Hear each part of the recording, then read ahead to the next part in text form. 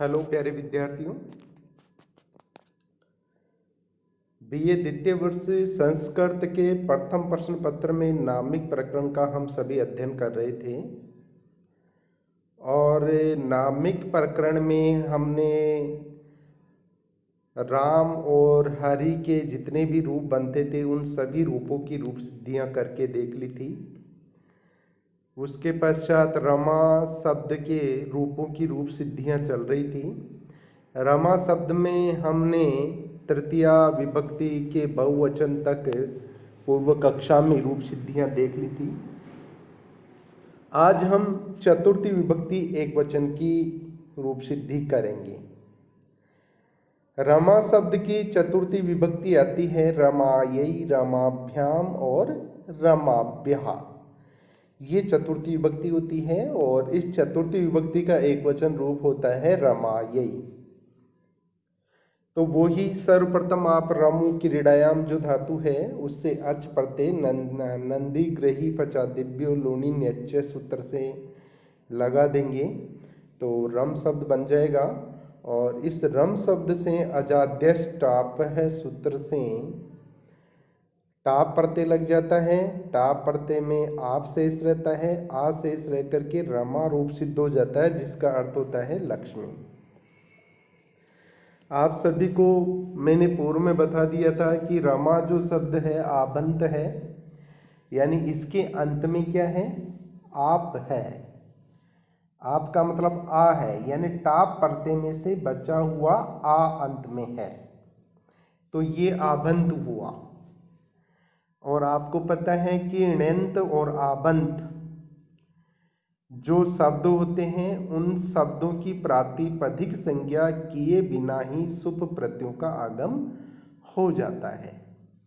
तो यहाँ पे रमा की प्रातिपदिक संज्ञा किए बिना ही सुप प्रत्यय का आगम हो रहा है। तो प्रत्यय परस्य न्या प्रातिपदिका इन तीनों सूत्रों के अधिकार से स्व जस अम ओट इत्यादि सूत्र से सुप प्रत्ययों का आगम बिना प्रातिपदिक संज्ञा किए ही हो जाता है और रूप बन जाता है। यहाँ पे रमा प्लस सुप रूप बन जाता है। रमा शब्द से सारे के सारे 21 प्रत्यय आकर के लग जाते हैं, तो रमा प्लस सुप रूप बन जाता है। इसके पश्चात सुप है सूत्र से इन 21 सुप प्रत्ययों के प्रत्येक त्रिक में जो 3 प्रत्यय हैं उनको एक वचन, द्विवचन और बहुवचन संज्ञा हो जाती है। तो चतुर्थ त्रिक है। चतुर्थ त्रिक में कौन कौन से प्रत्यय हैं, ने, भ्याम, भ्यस। और प्रत्येक त्रिक को विभक्ति संज्ञा हो रही थी, तो चतुर्थी त्रिक को चतुर्थी विभक्ति हो रही थी। तो चतुर्थी विभक्ति के प्रत्यय हैं ने, भ्याम और भ्यस प्रत्यय हैं। तो यहाँ पे ने की एक वचन संज्ञा हो गई, भ्याम की द्विवचन संज्ञा हो गई और भ्यस की बहुवचन संज्ञा इस सुपह सूत्र से हो जाती है। तो यहाँ तक भी जो रूप बनता है वो यही रहता है, रमा प्लस सुप ही रहता है। इसके पश्चात द्वेकयोर द्विवचनेक वचने। अब चतुर्थी विभक्ति के 3 प्रत्यय हैं। अब चतुर्थी विभक्ति में इन तीनों प्रत्ययों में से कौन से प्रत्यय लगेंगे, कौन सा प्रत्यय लगेगा। तब द्वेकयोर द्विवचनेक वचने सूत्र कहता है कि अगर द्वित्व की विवक्षा हो तो द्विवचन वाला प्रत्यय लगाओ, यानी जिसकी द्विवचन संज्ञा की है वो प्रत्यय लगाओ। और अगर एकत्व की विवक्षा हुई है या हो रही है तो एक वचन वाला प्रत्यय लगता है, यानी जिसकी एक वचन संज्ञा हुई है वो प्रत्यय लग जाता है।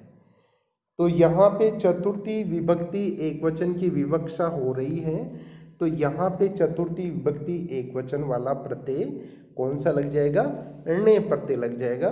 तो आपका रूप बन जाता है रमा प्लस णे रूप यहाँ पर बन जाता है। इसके पश्चात लस्व तदित्य सूत्र से क्या होता है कि जो ये णे प्रत्यय है, णे प्रत्यय में जो ण है उसकी इत संज्ञा हो जाती है, क्योंकि लस्व तदित्य सूत्र किन किन की इत संज्ञा करता है, वह ल, स और क वर्ग की इत संज्ञा करता है।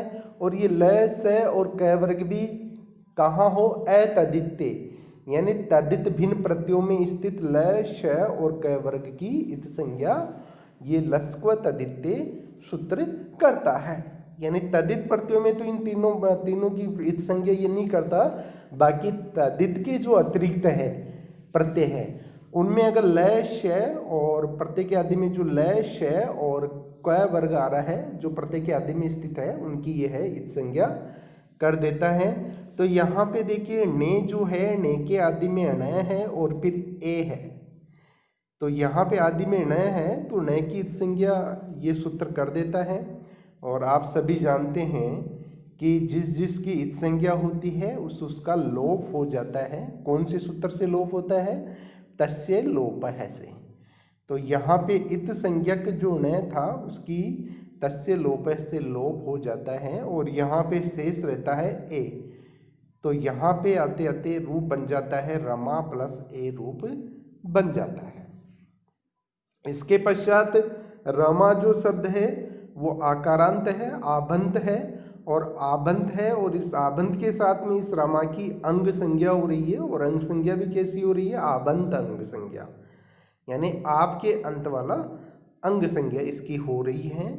तो अगर इससे परे णित हो, णित का मतलब है कि ण की इत ण, देखिए णित बनता है ण प्लस इत से। इत आप जानते हो इत संज्ञा और ण आप जानते हो कै वर्ग का पंचम वर्ण।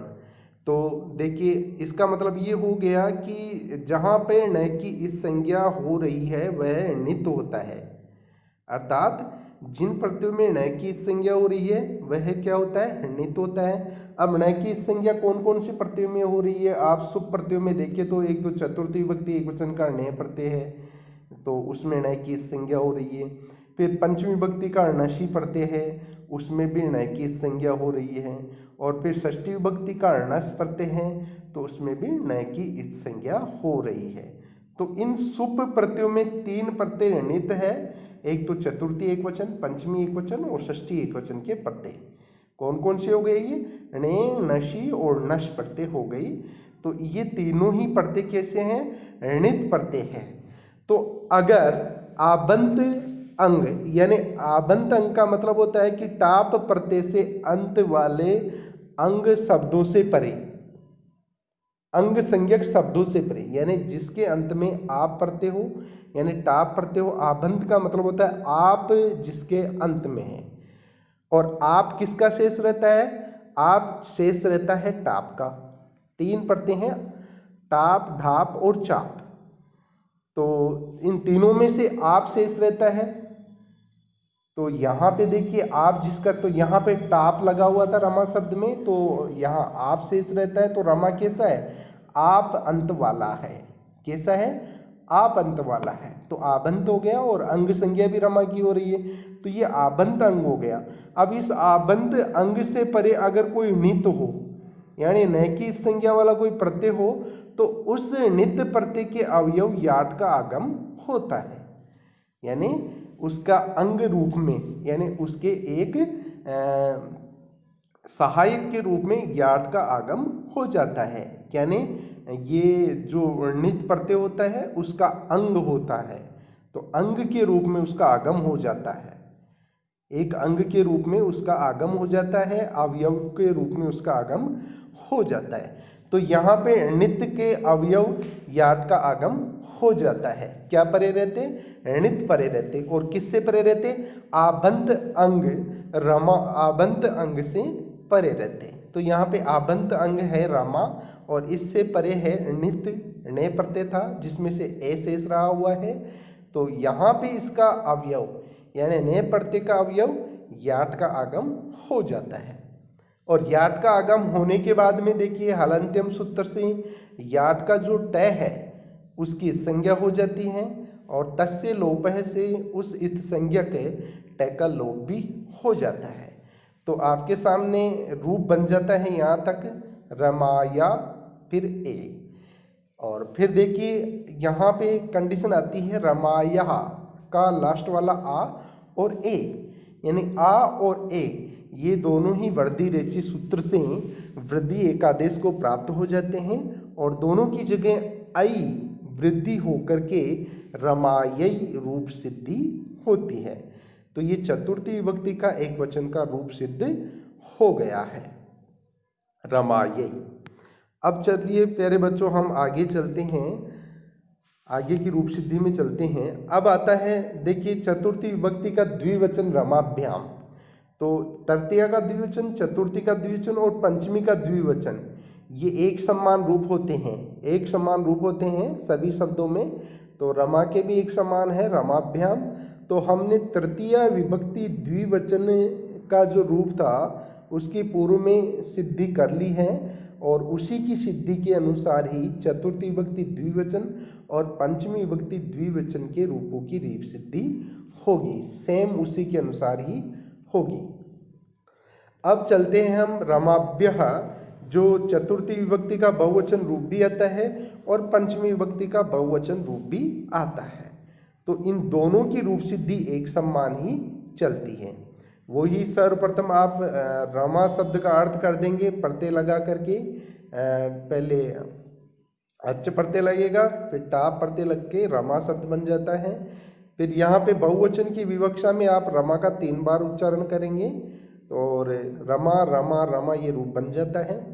इसके पश्चात प्रत्यय, प्रत्यय और न्याय प्रातिपदिका, इन तीनों सूत्रों के अधिकार से स्व, जस, अमोट इत्यादि सूत्र से 21 प्रत्ययों का आगम यहाँ पर हो जाता है और रूप बन जाता है रमा रमा रमा प्लस सुप रूप बन जाता है, यानी 21 के 21 सुप प्रत्यय लग जाते हैं। इसके पश्चात सुपह सूत्र से 21 सुप प्रत्ययों के प्रत्येक त्रिक को एक वचन, द्विवचन और बहुवचन संज्ञा हो जाती है।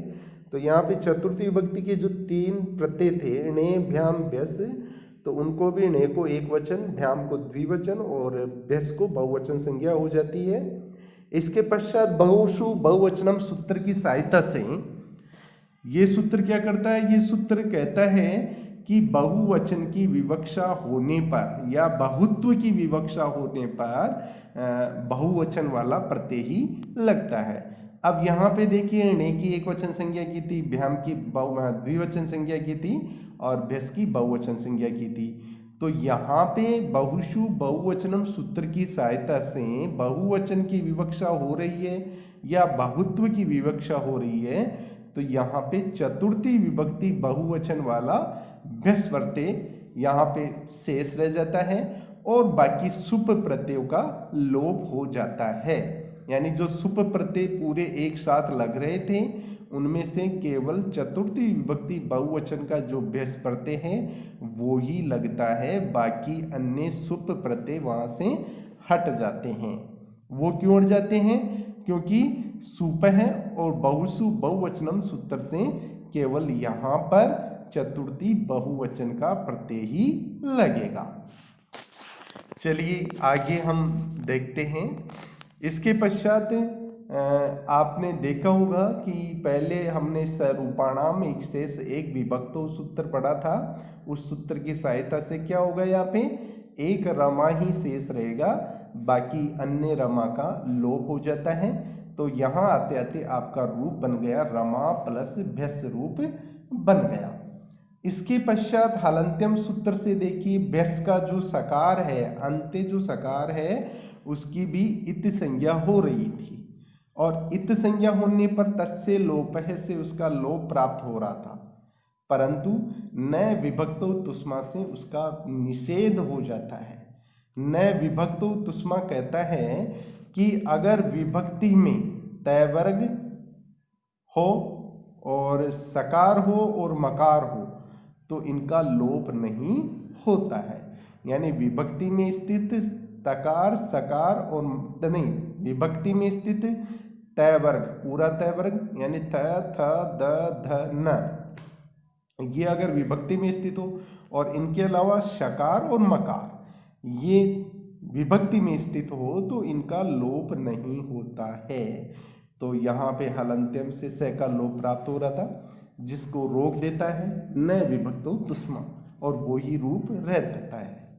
इसके बाद में सुप्तिंग गतम पदम सूत्र से यहाँ पे देखिए रमाभ्यस जो शब्द बना है, इस रमाभ्यस शब्द की पद संज्ञा हो जाती है, क्योंकि इसके अंत में क्या है, इसके अंत में सुप प्रत्यय है और सुप प्रत्यय होने से इसकी संज्ञा क्या हो गई, पद संज्ञा हो गई। सुप्तिंग गतम पदम से इस रामाभ्यस शब्द की पद संज्ञा हो जाती है।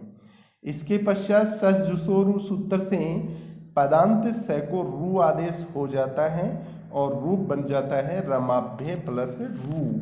इसके पश्चात उपदेशे अज अनुनासिक इत सूत्र से रू में जो अनुनासिक ऊ है उसकी इत संज्ञा हो जाती है। कौन से सूत्र से, उपदेशे अज अनुनासिक इत से। और इत संज्ञा होने के बाद में तस्य लोपः से जो इत संज्ञक अनुनासिक ऊ था उसका लोप हो जाता है। लोप होने पर रूप रह जाता है रमाभ्य र।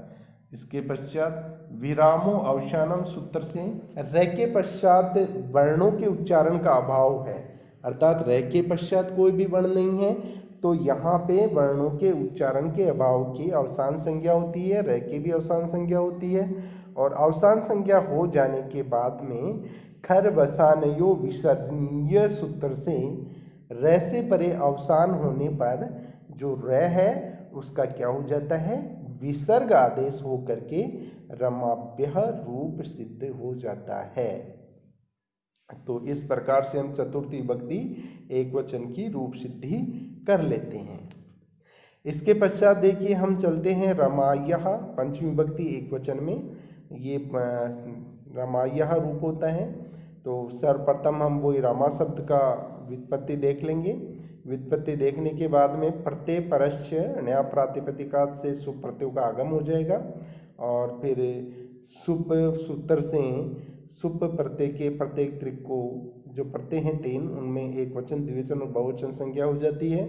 और फिर यहाँ पे पंचमी विभक्ति एक वचन की विवक्षा में द्वेकयोर द्विवचनेक वचने सूत्र से यहाँ पे पंचमी विभक्ति एक वचन की विवक्षा में णशी प्रत्यय का आगम हो जाता है। णशी प्रत्यय का आगम होने के बाद में लस्क्व तदित्य सूत्र से णशी में जो ण है उसकी और ई की उपदेशे अज अनुनासिक इत से इत संज्ञा हो जाती है। णशी में देखिए ण की तो इत संज्ञा लस्क्व तदित्य से हो रही है और जो अंतिम स्वर है ई अनुनासिक ई इसकी इत संज्ञा किससे हो रही है, उपदेशे अज अनुनासिक इत से। अब इन दोनों की इत संज्ञा होने के बाद में तस्य लोप से इन दोनों का लोप हो जाता है। इन दोनों का किनका, ण का और अनुनासिक ई का, इन दोनों का लोप होने पर अस शेष रह जाता है और रूप बन जाता है रमा प्लस अस। इसके पश्चात देखिए अस क्या है, णित है, यानी इसमें ण की संज्ञा हो रही है। तो यहाँ पे याड़ाप है सूत्र से जो णित का अवयव था याट उसका आगम यहाँ पे हो जाता है। तो यहाँ पे रूप बन जाता है रमा याट अस रूप बन जाता है। इसके पश्चात याट में जो ट है उसकी हलंत्यम से संज्ञा हो जाती है और तस्य लोप से उसके इस संज्ञा के ट का लोप होने पर रमायः अस रूप बन जाता है। इसके पश्चात अंतिम आ और परे जो ए है इन दोनों का अकय सवर्णी दीर्घ से जो दीर्घ प्राप्त होकर के आ बन जाता है और आस हो जाता है। तो क्या रूप बनता है, रामायास, ये रूप आपके सामने आ जाता है। इसके पश्चात रामायास में भी जो सकार है उसकी हलंत्यम से संज्ञा और लोप प्राप्त हो रहा था, लेकिन नए विभक्तो तुष्मा सूत्र से उसका निषेध हो जाता है। इसके पश्चात सुप्तिंग गतम पदम सूत्र से रामायास की पद संज्ञा हो जाती है और सज्जुसोरु सूत्र से पदांत से को रू आदेश हो जाता है और उपदेशे अज अनुनासिक इत सूत्र से रू में जो अनुनासिक ऊ है उसकी इत संज्ञा हो जाती है। तस्य लोप से उत इस संज्ञक अनुनासिक ऊ का लोप हो जाता है और शेष रहता है रमायः र। फिर विरामो अवसानम सूत्र से र के पश्चात वर्णों का अभाव है तो उस अभाव की अवसान संज्ञा हो जाती है और अवसान र से अवसान परे होने पर इस र का विसर्ग आदेश होकर के रमायः रूप सिद्ध हो जाता है। तो इस प्रकार से पंचमी का एक वचन का रूप हमने सिद्ध कर लिया है। पंचमी का द्विवचन रूप जो रमाभ्याम होता है वो तृतीया का जो द्विवचन की रूप सिद्धि की थी उसके अनुसार ही उसकी रूप सिद्धि होगी, और पंचमी विभक्ति का जो बहुवचन रूप है रमाभ्य उसकी रूप सिद्धि चतुर्थी विभक्ति का जो बहुवचन रूप है रमाभ्य है उसके अनुसार ही होगी। तो आप उसके अनुसार उसकी रूप सिद्धि कर लेंगे। इसके पश्चात हम षष्ठी विभक्ति एक वचन का रूप रमायः आता है, इसकी रूप सिद्धि करके देखिए पंचमी विभक्ति और षष्ठी विभक्ति एक वचन दोनों के रूप एक ही रहते हैं। रमायः पूर्व में हमने पंचमी विभक्ति के एक वचन की रूप सिद्धि की है तो वो भी रमायः था, और यहाँ पे भी रमायः, दोनों रूप एक समान रहते हैं। बाकी थोड़ा सा अंतर होता है, इनमें जो सुप प्रत्यय लगता है पंचमी विभक्ति में णशी प्रत्यय लगता है और षष्ठी विभक्ति में णस प्रत्यय लगता है। तो पंचमी विभक्ति में तो इत संज्ञक दो थे ण और अनुनासिक ई था इत संज्ञक, बाकी षष्ठी विभक्ति के प्रत्यय में खाली एक ही इत संज्ञक है ण। ये इतना सा अंतर है, बाकी वही पंचमी विभक्ति के एक वचन की रूप सिद्धि हमने की है उसी के अनुसार ही इसकी रूप सिद्धि हो जाती है। तो वही सर्वप्रथम अर्थ कर लेंगे और फिर सुप प्रत्ययों का आगम हो जाएगा। फिर सुपय सूत्र से प्रत्येक तृक के तीन प्रत्ययों को एक वचन द्विवचन बहुवचन संज्ञा हो जाएगी, और फिर द्वेकय और द्विवचनेक वचने सूत्र से यहाँ पे षष्ठी के एकत्व की विवक्षा होने पर षष्ठी के एक वचन का प्रत्यय णस का आगम हो जाता है। णस का आगम होने के बाद में लस्क्वत आदित्य सूत्र से ण की संज्ञा और लोप हो जाता है तस्य लोप से। फिर याडाप सूत्र से जो अंग संज्ञा के आबंत रमा शब्द है इससे परे णित है। णित कैसे है? क्योंकि णस प्रत्यय था जिसमें ण की संज्ञा और लोप हो गई, तो णित परे है, और इस णित परे होने पर इस णित के अवयव याट का आगम हो जाता है। याट में ट की संज्ञा और लोप हो जाती है और रूप शेष रहता है रमा या प्लस अस, तो रूप बन जाता है रमायः अस। फिर इसके बाद में देखिए आ प्लस ए का अकस्मान्य दीर्घ से दीर्घ हो जाता है, रमायास बन जाता है। फिर अंतिम जो सकार है उसका हलंत्यम से इत संज्ञा और लोप प्राप्त हो रहता, जिसको न विभक्त हो तुष्मा सूत्र रोक देता है। फिर उसके बाद में सुप्तिंग गतम पदम सूत्र से रमायास की पद संज्ञा हो जाती है। सज्जुसोरु से पदांत से को रुत्व आदेश हो जाता है, और रू में जो अनुनासिक ऊ है उसकी उपदेश से अज अनुनासिक इत से इत संज्ञा हो जाती है। तस्य लोपय से उस अनुनासिक ऊ का लोप होने पर र शेष रहता है, और फिर विरामो अवसानम से र के पश्चात वर्णों का अभाव है तो उस अभाव की अवसान संज्ञा हो जाती है, और अवसान संज्ञा हो जाने पर अवसान के परे रहने पर जो र है उसका विसर्ग होने पर रमायः रूप सिद्ध हो जाता है। तो प्यारे विद्यार्थियों, आज हमने षष्ठी विभक्ति का जो एक वचन रूप है रमायः यहाँ तक रूप सिद्धि करके देख ली है, और अगली कक्षा में हम बाकी बचे हुए रूपों की रूप सिद्धि करके देखेंगे। आप इनके अनुसार ही अन्य जो शब्द रूप है उनकी भी आप खुद स्वयं रूप सिद्धि करके देखें, क्योंकि आप ज़्यादा से ज़्यादा देखोगे, आप ज़्यादा से ज़्यादा स्वयं करके देखोगे तभी आप अच्छे से सीख पाएंगे। तो इसके आगे वाले मैटर को पढ़ने के लिए हम फिर से आएंगे, तब तक के लिए धन्यवाद।